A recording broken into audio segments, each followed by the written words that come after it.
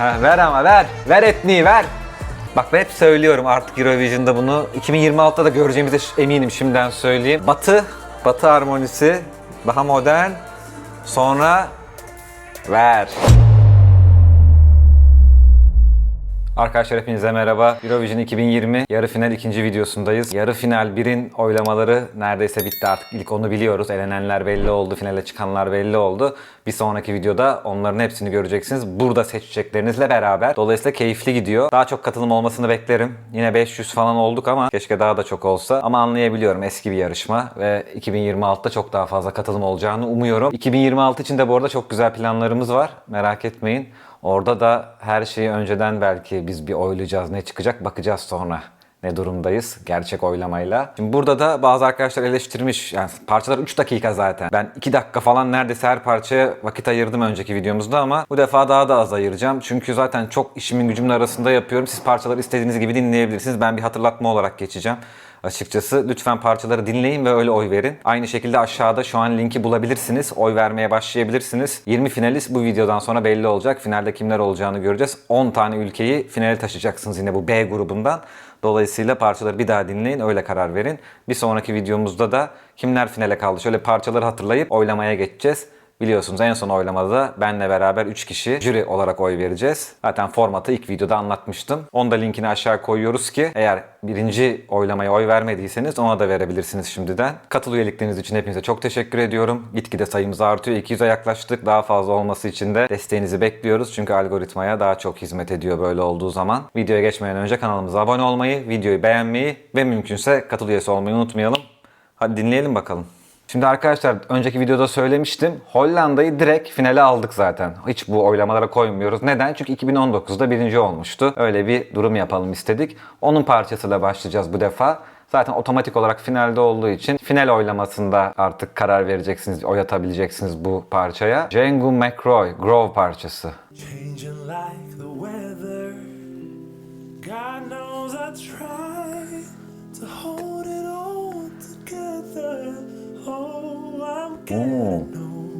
Güzel, farklı akorlar.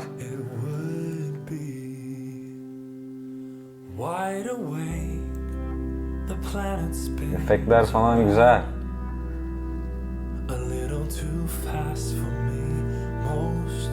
Beatles inişi diyorum ben buna. Güzel büyüyor ha.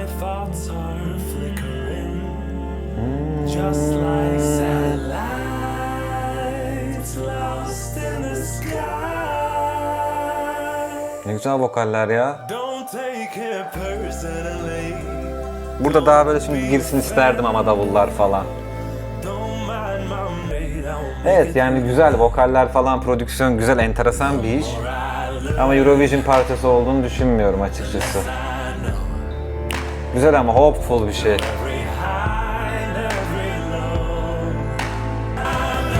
Güzel, en sonunda bir böyle girdi beat.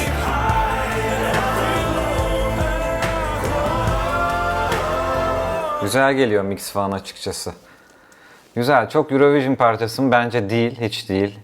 Yani sahnede falan hayal edemedim açıkçası. Ama göreceğiz. Bakalım, hikayesi belki götürür. Evet, devam ediyoruz. Arnavutluk. Evet, artık oylar verilecek. Bunlardan şu an çalacağımız 20 ülkeden 10 tanesini finale taşıyacağınızı unutmayın. Benim bu videoyu çok referans almayın. Benim böyle hızlı hızlı yorumlarım bunlar sadece. Siz tekrar dinleyin hatırlamadıklarınızı, öyle oy verin lütfen.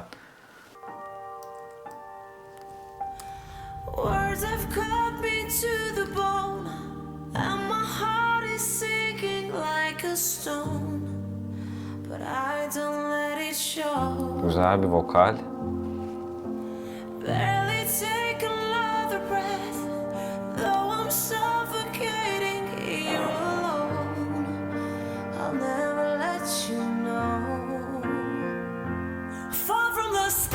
Piyano sound'u çok yapay. Çok bu treble. Pop'ta çok kullanılır ama.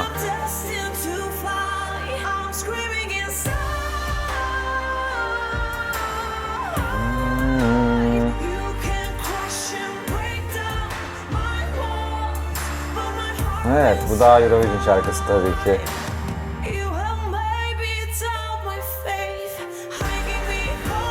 Güzel bir vokal. Tabi burada şeyi pek konuşamıyoruz. Yani canlıda nasıl söylerdi acabalar? Onu pek konuşamıyoruz. Parça odaklı konuşabileceğiz. Ama güzel söylüyor. Yani duyduğumuz güzel, prodüksiyonda güzel yapılmış. Çok da güçsüz bir melodi diyemem nakarata. Burası şey gibi, Nicole Scherzinger parçaları gibi olmuş. Keyboard'la, strings. Güzel, yani bu Eurovision'da çok iş yapacak parçalardan birine benziyor. Yani benzemiyor diyemem en azından. O hani güçlü bir balat tarafı var. Evet, Arnavutluk böyleymiş. Arilena Ara, Fall from the Sky. Devam edelim. Athena Manoukian, Chains on You, Ermenistan. Bak bu tarz şeyler genelde tutar. Catchy'dir çünkü. Bir de böyle etnik bir sound ya arkası şu an. Ve Gam da öyle.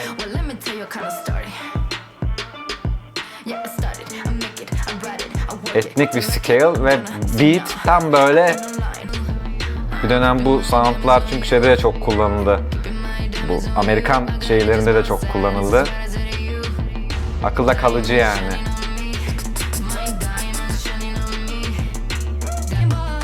Baslar güzel vuruyor. Tamam, böyle gidiyorsun. Bakalım nakaratın da iyi olmalı ama.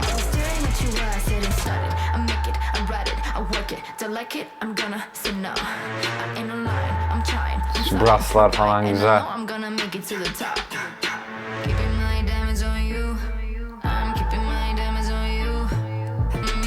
Güçlü bir nakarat gerekirdi ya. Bakalım burada ne yapmışlar. Çok alışıldık bir şey artık. Sonlarda lazım ya böyle şeyler. Sahnede güzel olurmuş bu yalnız. Evet, bu tam, bu yukarılarda olabilecek bir parça gibi hissettirdi bana. Neye göre söylüyorum bunları? Eurovision çerçevesine göre söylüyorum tabii ki yani. Yarışmanın Eurovision oylamalarında neler daha çok öne çıkıyor? Bu çıkabilecek parçalardan biri. Altta kalacağını düşünmüyorum açıkçası ama bakalım, göreceğiz tabii. Ben de çok tecrübeli değilim. Ama modern bir sound falan iş yapabilir. Devam ediyoruz. Avusturya var sırada. Alive, Vincent Bueno. Behind a wall of egos there is a hidden hero in us. In us. You make me feel like oh oh. You make me feel like oh oh. You make me feel like oh oh. Güzel build up oluyor.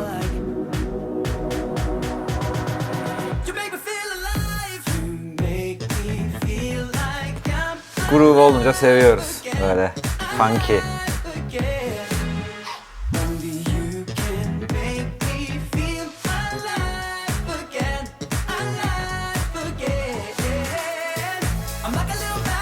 Güzel, güzel. Hep tension release akorlar. Yaylılar falan güzel. Sevdim aranjeyi epey. Güzel bir nakarat bu. Prodüksiyon olarak, parça olarak baktığımda sevdim. Şey gibi biraz da Justin Timberlake tarzı bir parça olmuş. Bunu not alacağım. Ama ben hep diyorum, bu parçaları hep dinleyerek bir daha oy veriyorum. Bu video yeterli değil benim için. Bir daha birkaç gün sonra dinleyince daha buydu tamam diyorum. Ya hani ekliyorum listeye final için ya da çıkartıyorum o anlamamda. Bence siz de öyle yapın. Ama siz de birçoğunu biliyorsunuz, o yüzden farklı olabilir. Bulgaristan. Tears Getting Sober. Victoria.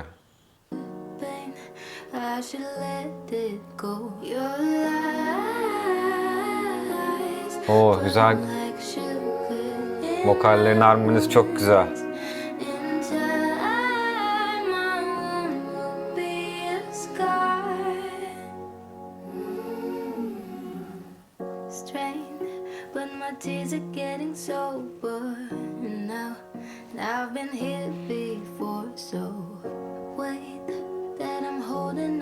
Güzel bir vokal.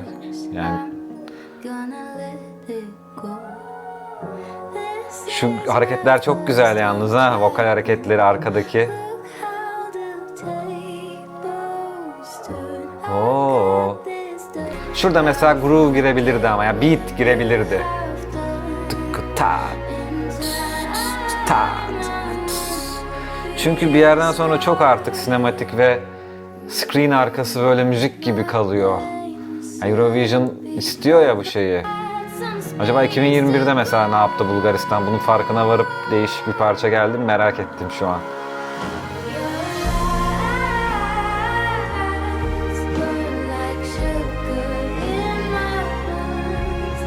Mesela burada davul girdi. Snare sound'unu duyuyor musunuz? Çok arkada. O coşkuyu verecek şey biraz davuldur.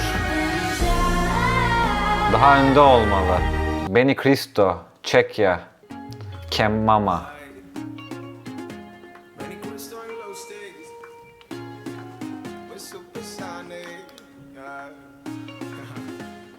Bir African şeyi var burada da.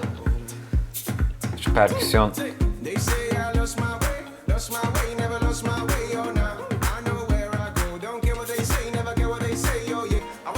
Yani hiç aranje falan güzel, güzel hareketler var da bakalım nakarata ama.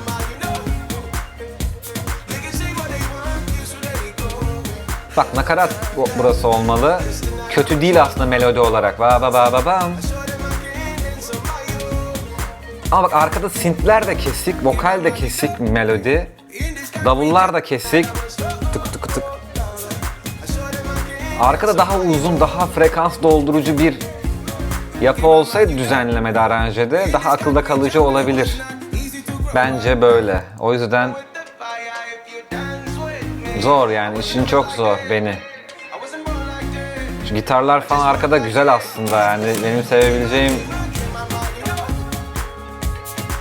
Bak burada uzun sesler geldi biraz az önce söyledim.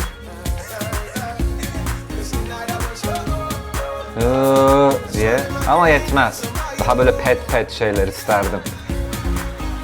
Bakalım bir daha dinleyeceğiz tabii. Danimarka, Ben and Ten. Yes. Parçanın adı. Sol majör.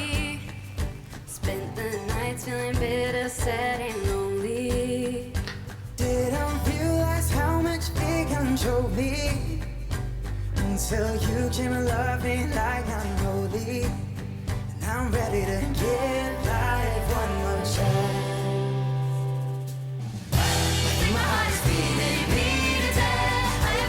Güzel. İşte bu lazım. Güzel bir böyle intro gibi girdi, verse yaptı. Coşku lazım.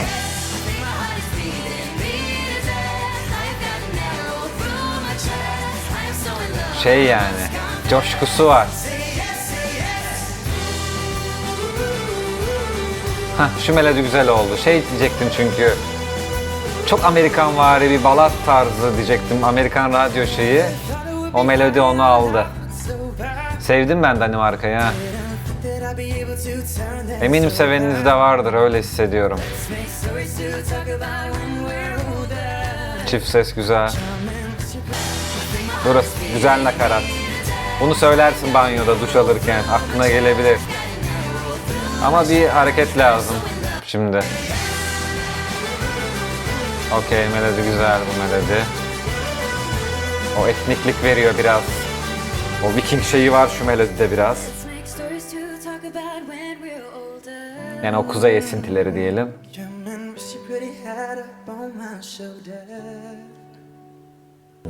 Mute'lu gitarlar. Tamam, güzel. Eurovision bu. Var yani Eurovision'lık, onu söyleyeyim. Estonya. Uku Suviste, What Love Is.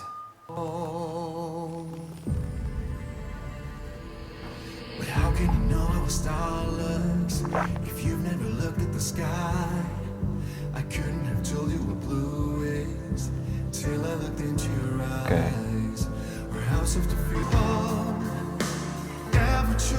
Üf, burada da snare çok abartı be. Çok önde.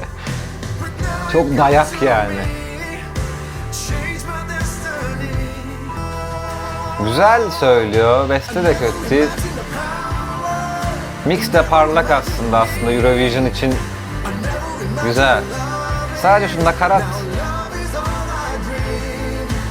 Baba baba baba baba öyle bir melodi çok iyi bir hani pop kültür için diyorum çok iyi güçlü bir melodi değil bence nakarat için. Piyanolar falan ama güzel tabi. Ama çok etkilediğini söyleyemem Estonya'nın beni açık konuşayım. Ama sesi güzel. Finlandiya, Axel. Looking Back. Waiting for 18. It's never what it seems. We were young and naive, didn't know what we need. We were in such a rush. Güzel melodi şu an vokalin. We were restless, confused, summer nights. İlk kısma göre o kontrast çok güzel. Babam babam. Chasing the high life, stuck in the low lights. But we never know what we have until it's over and we're looking back. Speeding through red lights, we had it good. Vay be 2020. But we never know Şu an ne zaman çekiliyor bunlar? until it's Ay olarak yani pandemi vurmuş muydu o zaman yoksa daha kimsenin haberi yok mu? memory. Ben çünkü hatırlıyorum o dönem Amerika'ya gitmiştim böyle 20 günlüğüne falan. When I walk 2020'nin başı yani Ocak'tı dönüşte ya da Şubat mı Ocak mı? Böyle uçakta havaalanında Los Angeles'ta insanlar Çinliler özellikle maske takıyordu. Ulan diyordum ne yapıyor bunlar ya deliler mi nedir yani bu kadar da pimpirikli olmayın kardeşim. Halbuki başlamış o olayı Covid falan. Ondan sonra zaten biliyorsunuz hikayeyi. Ya acaba o dönemlere mi denk geliyor? Şimdi o şeyi düşünüyorum o zaman aralığının da o dönemi. Bir de Finlandiya hakkında şunu düşündüm. Finlandiya'nın parçalarında genelde dikkat edin hep akılda kalıcı melodiler var. Çok güçlü parçalar olmayabilir ama akılda kalıcı melodiler oluyor. Onlar da yani İsveç gibi biraz. O kadar değiller belki ama var. Ya bu parça orta şeker bir parça bana göre şu an. Ama melodi falan kuvvetli, düşünülmüş. Tornike Piani, Gürcistan, Take Me As I Am. Dream Theater'cılar geldi aklıma. As I Am.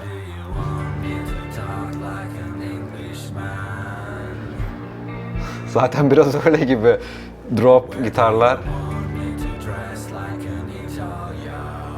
Metal mi geliyor?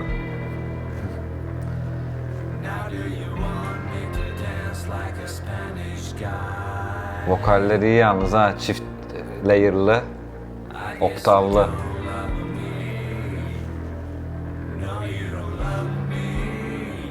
Güzel akorlar. How do you want me to dance like an Englishman? Where do you want me to Oo bunu sevdim ha. Metalci tarafı da var ya. Now do you want me to dance like a Spanish guy? Snare hep farklı. Bir böyle reverb'lü, bir daha kapalı.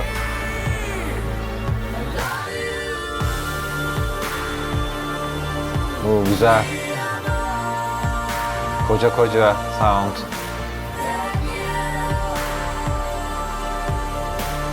Arkada hep synth var, o pad tutuyor. Güzelmiş. Solo var mı solo? Güzel, enteresan. Yani Eurovision'a ne kadar uygun konuşulur, tartışılır bunlar ama güzeldi. Şey tarafıma vurdu. Supergirl, Yunan Greece, Stefania. Keep the phone booth, don't need a superpower, no X-ray vision. Show them who we are. I got the power, climb up the tower. Save all humanity, I'm 0 hour. No, nothing can stop me. No, nobody can hold me down. Standing in the light, it's a new world. Maybe Britney Spears şeyine. Ya konsept çok şey değil mi ya? Genç kızları almak için tasarlanmış bir şey hissettirdi. Ha, ver ama ver. Ver etniği ver. I'm your supergirl. Güzel. Bak tamam.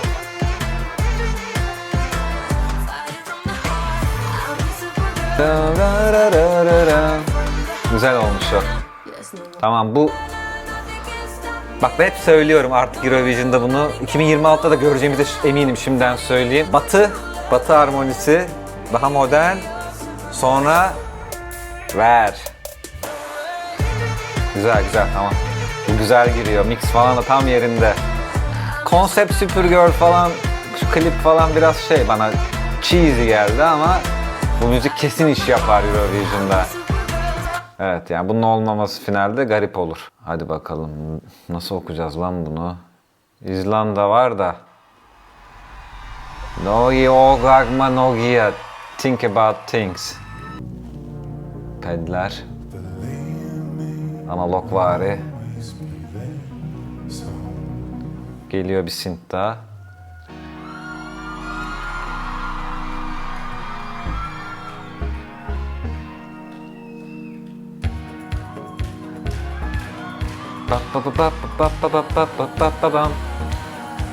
Plak gitarlar.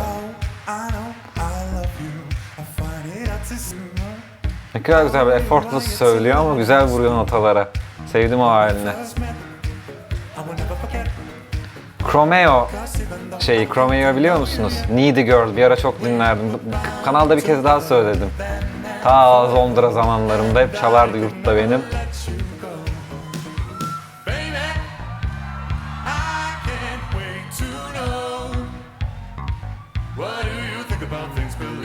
Ben seviyorum bu işleri ya, funky biliyorsunuz. İşçiliğin önde olduğu. Parça yazımı gibi yani. Yani diyeceksiniz ama hepsi parça zaten ne diyorsun diyebilirsiniz de. Öyle değil yani, oturuyorlar, bir songwriting var, arkada bir beat, hadi bakalım ona bir şey yapalım dışında bir olay ya, hoşuma gidiyor benim. Daha traditional yani, oturup yazılıyor parçalar stüdyoda gibi. Evet ben özellikle backing, yani arka planı çok sevdim. Bir de o disco tarzı var ya, onu hep severim zaten. Dato, Fai Rumore, İtalya. Sai che cosa penso? Che non dovrei pensare. Che se poi penso sono un animale. E se ti penso tu sei un animale. Minöre gitti. Forse questo temporale che mi porta da te. E lo so non dovrei farmi trovare senza un ombrello anche. Tam İtalyan, güzel şu an.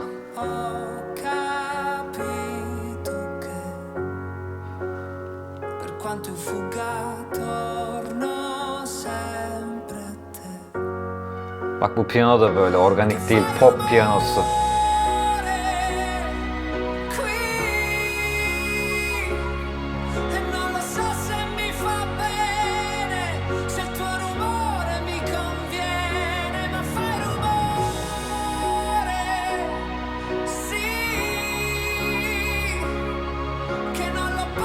Güzel çıkıyor notalara ya. Ulan benim arkadaşıma benziyor bir. Tayfun izliyor. Tayfun sana benziyor lan bu. Tayfun Aydaroğlu. Benzemiyor mu? Bak. Var. Bir Fener forman yok üstünde.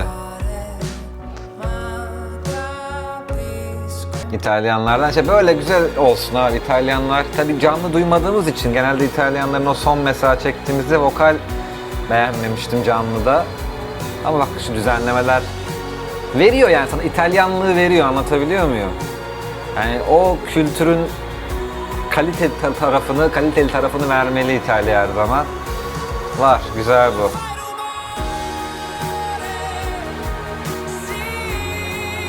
Evet tamam. Bu tamamdır yani. Samantha Tina, Still Breathing.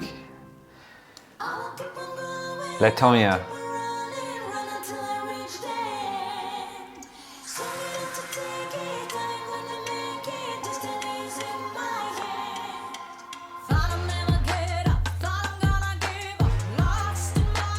Bu tutar. Şu groove beat tutuyor hep. Boom, o brass synth.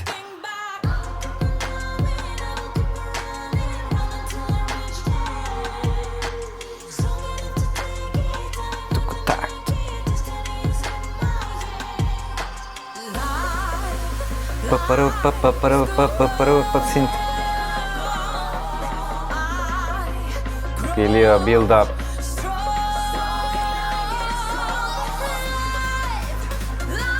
Patlat artık ama be. Geldi. Drop yapmalı artık. Yaptı.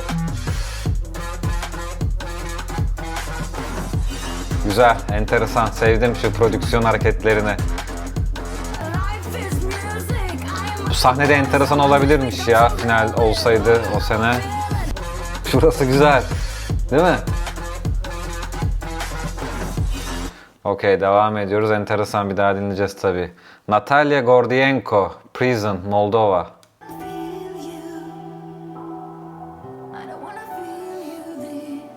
1-6-4 chord progression hep.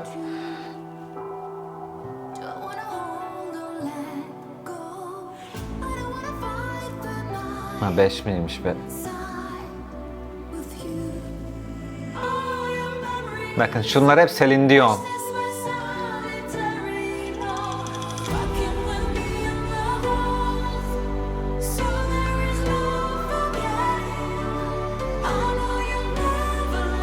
Çok 2000'ler Eurovision diyecektim. Burada biraz farklı oldu. Synth'ler çok önde.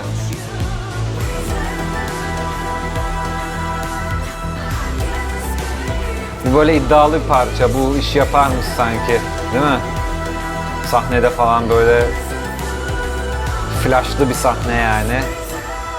Köşeli yani, şey bir melodi, akılda kalıcı bir melodi, onu söylemeliyim. Hani şey değil, unutulacak bir şey olmazdı sanki bu.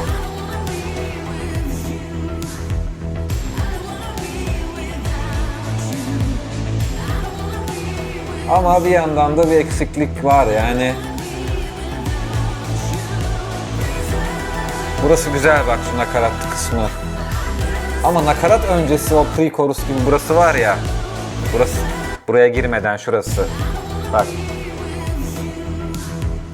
Burası çok nakarata benziyor, chorus'a yani. Pre-chorus'ta çok farkı yok. Aynı yani. O daha oraya nakarata daha güzel gidilebilirmiş başka bir section'la gibi düşünüyorum tabii. Alicia, Empires, Polonya. I'm dreaming this dream could last. No, Güzel bir yaylılar falan düzenleme. there's fools going around, Model interchange arada. burning an empire.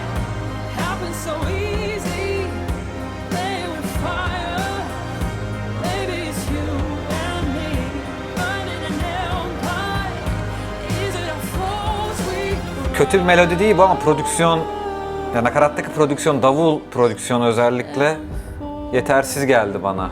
Şu snare var ya, trompet, çok açık bir sound, daha tok olmalı bence o gücü vermek için nakarattaki, benim düşüncem. Tabii çok detay yani, bunu çoğunuz belki duymuyorsunuz da dinlerken.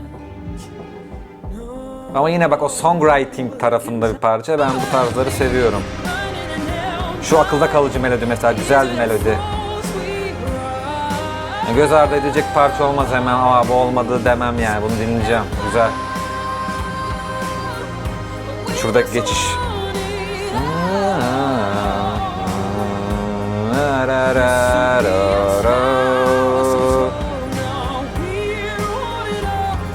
Bu da güzel, iddialı tarafları orası hoşuma gitti.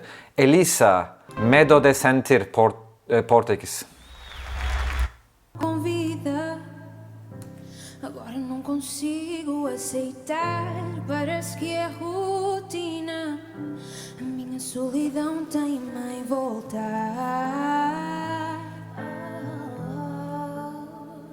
Eu não era assim, mas agora tenho. Detone varsa bile şu an konuşmayacağım çünkü diğerlerini hep klipten falan izledik. Onu çok değerlendirmeye katmayacağım. Parece que estou Canlı söylüyorlar çünkü. mais uma ilusão que não tarda. Ya kötü değil. Var bir şeyler, hani parça yazılmış falan da güçsüz bir parça bence. Öyle hissettirdi bana. Başka versiyonu varsa bakacağım ama yani kayıt versiyonunu bir dinlemem lazım. Bunu şimdi size gösteriyorum diye böyle. Devam ediyoruz. Sen Hit, Freaky, San Marino. Elektronik ha. Synth bass, bu da groovy, funky.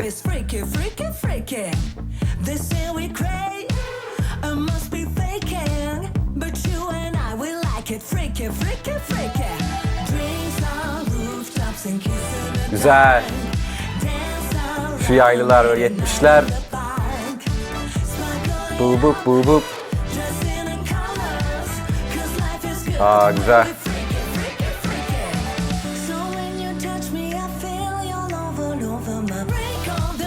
Güzel, çok kuvvetli şu nakarat bence.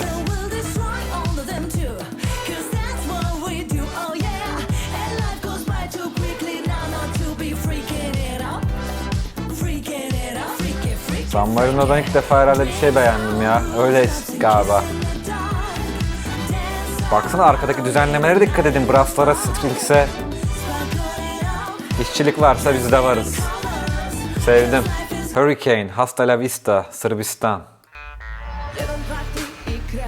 Aa seversiniz. Siz seversiniz bunu. Eurovision tayfalık bir parça şu an.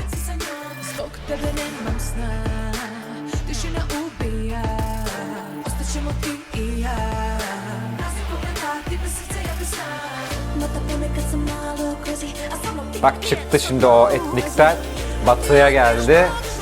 Etniğe düşeceğiz yine. Formül bu. Anladın mı? Ver Balkan'ı. Formül bu ya. İnşallah katılırız bir gün. Komite falan olursa fikirlerimi paylaşmak isterim.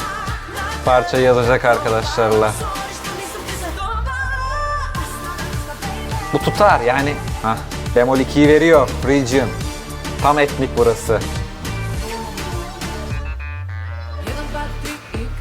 Bu kesin olur finalde yani. Sizi biliyorum. Ya çünkü ya mesela bir yarışma yapılsaydı da olurdu diye düşünüyorum. Ya ablalar da tamam. Yani olur bu iş. Guillaume Tears. Respondes moi. İsviçre.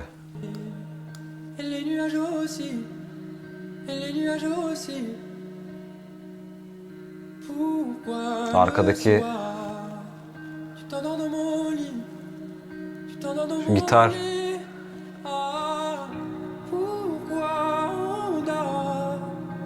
Bak pedal nota var. Hep videolarda bahsediyorum. Yine o gitarda pedal nota duruyor. Aynı nota. Duyuyor musunuz onu?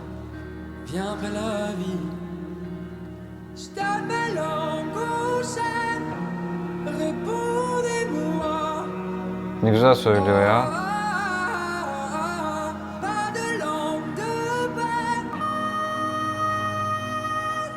Patla be.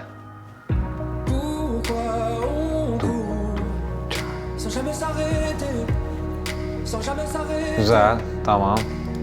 Umarım sonda coşuyorsundur. Bu parça onu yaparsa yani bakın şunu söyleyeceğim. Bu tarz parçalar hani slow böyle şey olmalı, iddialı bir yani mix olarak falan vurmalı suratına. Bu vuruyor işte. Öyle olmamalı sound. Bu kuvvetli bir sound. Bak çarpıyor FX'ler. Yani çok doğru o. Yoksa olmaz yani bayar. Sönük olmamalı. Zaten parçanın BPM'i, temposu düşük ya. Ama bir şey lazım buna. İyice yükseliş iyi olurdu. Vokal olarak yükselmiş, güzel buralara çıkması. Daha böyle efektlerle falan yükselebilirdi diye düşünüyorum. Tek eleştirim olur ama güzel söylüyor yani. Güzel vokallerden biri, hak eder bu ya şeyi. Net yani finalde olmayı. Hah geldi bizimkiler. Birleşik Krallık, United Kingdom. James Newman. My Last Breath. But I'm gonna hold on when no one believes I'll keep the faith. Uy.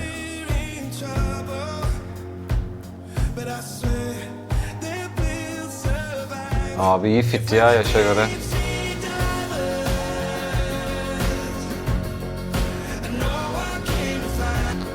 Ya şey işte. Böyle yurt dışında falan tatile gidince araba kiralayanlarınız vardır. Böyle girersin radyo, yani yol yapacaksındır bir yere, otele gideceksin bir yere. Radyoyu açarsın, çalar orada. Aa ne güzelmiş de demezsin. Öyle bir parça gibi geldi bana ya. Yani çok sıradan, anlatabiliyor muyum?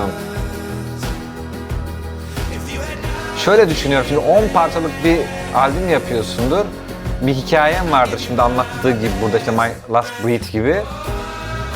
O hikayeyi böyle anlatmayı tercih edersin, gayet de olur. İşte o da radyoda çalar. Aa dersin böyle bir şeymiş falan. Ama Eurovision'da bir tane parça gönderiyorsan orada artık tüm kozlarını kullanman lazım. Anlatabiliyor muyum demek? Ben ya öyle bakıyorum en azından. Belki bunu çok seveceksiniz, birinci yapacaksınız, bilemem. Güzel, kötü der misin bu parça? Hayır, mix falan her şey gayet güzel geliyor. Ama sıradan yani. Eurovision'da başka bir sahneye de hayal edemiyorum. Adam söylüyor bunu falan. Okey, güzel. O yüzden mesela şeye şaşırıyorum. Siz 2025'te de sevmemiştiniz United Kingdom'ı. O 3 tane kızı vardı ya da değil mi? 3 kızı da. Bence mesela o parça güzeldi. Eurovision sahnesinde 3 tane kız böyle cıvıl cıvıl, vokaller çok güzeldi. Çok iyi söylemişlerdi. Öyle hatırlıyorum finalde. Ama şunu düşünmeye başladım ben artık. Şimdi 2026'da da bunu yaşayacağız. Bu TikTok'lar işte Reel'ler bilmem neler Instagram o sosyal medyada parçalar çıktıktan itibaren bu insanların tavrı, düşüncesi, görüşleri, hareketleri insanlara bir şekilde etkiliyor. Parça iyiyse bile düşebiliyor, düşükse bile yükselebiliyor. Biraz o şey marketingle, PR'la da çok ilgili diye düşünüyorum biliyor musunuz? Yani bence mesela o United Kingdom daha iyi olmalıydı kesinlikle. Ben Eurovision'a da yakıştığını düşünüyorum. Ama bir şey işte çok ya iplemiyorlar şeyler işte İngilizler işte o adadakiler. Ya öyle bir ciddiyet verilmiyor, PR yapılmıyor ve bu kesinlikle etkiliyor biliyor musunuz? Yani bizi, seni, beni etkiliyor. Nasıl etkiliyor? Sen onu mesela atıyorum Spotify Top 50 Türkiye. O parçalar orada olmasa dinleyecek mi birileri? Dinlemeyecek, açık konuşalım. Kulağına gele gele o PR'la aa iyiymiş lan aslında deyip artık senin arkada bir sound'un oluyor. Hayatına eşlik eden parçalar olmaya başlıyor. Aa diyorsun iyi bu, iyi bu. Ne kadar onu sana verirlerse o kadar hoşuna gitmeye başlar. Böyledir bu iş. Özellikle çok elit dinleyici değilsen çok normal böyle olması. Dolayısıyla ben aynı şekilde Eurovision'da da böyle olduğunu düşünüyorum. Yani bu parçanın özelinde söylemiyorum bunu. Hani buna da çok iyi marketing olsa belki olur bu dediğim işte. Onu demeye çalışıyorum. Bazı parçalar kalitesiyle aynı orantıda insanlar tarafından sevilmiyor. O yüzden ben bunları çekerken eski Eurovision'ları bu sene hariç, bu sene yapılmadı diye ne yapıyorum? İlk parçaları dinliyorum. Hiç sizden diyorum ki bana spoiler vermeyin. Çünkü bakayım ilk ben ne hissedeceğim. İşte bana bazen kızıyorsunuz nasıl onu seversin ya da bir şeyi sevmiyorum nasıl sevmezsin.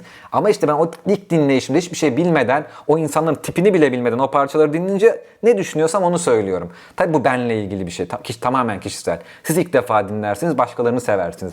Ama onu beraber tecrübe etmek, beni o şekilde izlemeniz için reaction yapmam bence o keyifli oluyor. O yüzden hani bazılarınız diyor ilk videoları kesinlikle öyle Spotify'dan dinleme videolarla. Ama o zaman etkileneceğim. O yüzden güzel bir şey bulduk biz. Buradan devam. Arkadaşlar umarım keyifli bir video olmuştur. Oylarınızı bekliyorum. Hem açıklamalarda hem de pinli yorumda. Zaten linkler mevcut. Birinci oylama, ikinci oylama, A, B grubuna hepsine oyları verin. Bir dahaki videoda finalistleri konuşacağız. Onda hangi ülkeler finalde onları konuşacağız. Sonra oylamamızı yapacağız ve birincimizi seçeceğiz. Biliyorsunuz zaten birinciyi seçerken bizim işte jüri oyları da olacak. Sizin oylarınızla beraber. Bence keyifli olacak. Çok yani böyle bir şey yapmamıştık. İlk defa birinciyi biz seçeceğiz. Dolayısıyla bu da beni heyecanlandırıyor. Bizim bu topluluğun, Eurovision topluluğunun, tayfanın ne seçeceğini de en azından ilk onda ne olacağını çok merak ediyorum. Ben şimdi birkaç gün böyle dinleneceğim. Bu parçaları sürekli dinleyeceğim ki tüm oylarımı öyle vereceğim. Ondan sonra daha da bileceğim için sizin seçeceklerinizde daha iyi anlayacağım neleri seçtiğinizi. Bunu seçmişler ya da seçmemişler diye parçaları daha iyi bilince. Arkadaşlar dediğim gibi umarım keyifli bir video olmuştur. Videoyu bitirmeden önce kanalımıza abone olmayı, videoyu beğenmeyi ve mümkünse katıl üyesi olmayı unutmayalım. Bir başka videoda görüşürüz.